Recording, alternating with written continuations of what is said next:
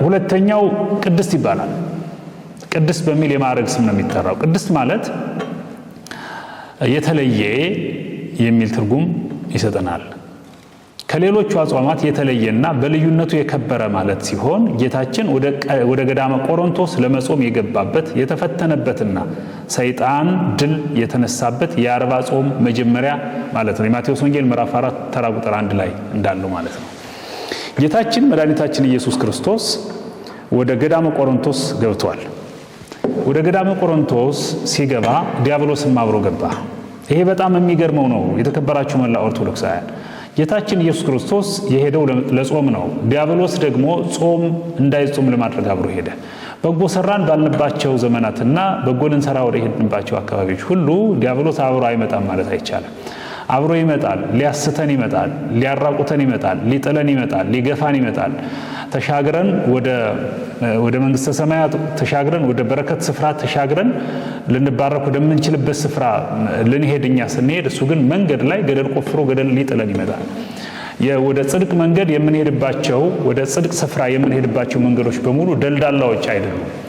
ገደልም ይኖራል። ዲያብሎስ የቆፈረው ገደል የሚለውን ያሳየናል። አሁን አስቡ፣ ወደ ገዳመ ቆሮንቶስ የሄደን ጌታ ተከትሎ ለማሳት እስከ መሄድ ድረስ እንቅልፍ የሌለው ጌታ ነው እግዚአብሔር። ማን ነው? ዲያብሎስ ማለት ነው።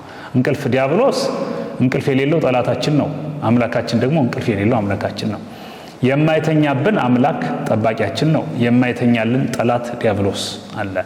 በሁለቱ መካከል ያለው ነገር ነው። ስለዚህ ቅድስት የሚባለው ጌታችን መድኃኒታችን ኢየሱስ ክርስቶስ ወደ ገዳመ ቆሮንቶስ በዲያብሎስ ከመይት መከር ማህበ ዲያብሎስ ይለዋል።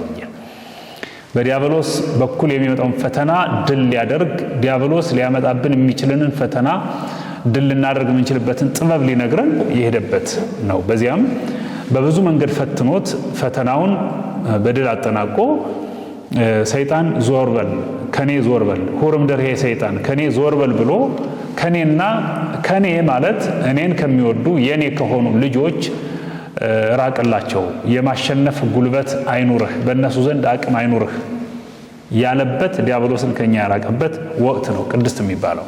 ከጊዜ አኳያ ማለት ነው። ወአንተሰ በእንቲአነኒ ወበእንተኒ